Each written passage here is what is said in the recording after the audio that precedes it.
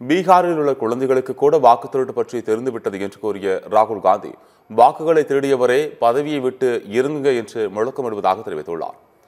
வாக்காளர் உரிமை நடைபயணத்தின் 8வது நாளில் மக்களவை எதிர்க்கட்சித் தலைவர் ராகுல் காந்தி, ராஷ்டிரிய ஜனதா தளம் கட்சித் தலைவர் தேஜஸ்வி யாதவ் ஆகியோர் பைக் பேரணி சென்றனர்.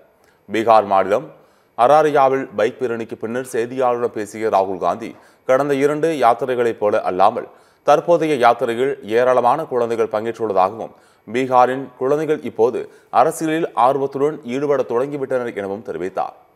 பீகாரில் உள்ள குழந்தைகளுக்கு கூட வாக்கு திருட்டு பற்றி தெளிவாக தெரிந்துவிட்டது என்று கூறிய ராகுல் காந்தி, வாக்குகளை திருடியவரை பதவியை விட்டு இறங்குங்க என்று குழந்தைகள் முழக்கமிடுவதாக தெரிவித்தார்.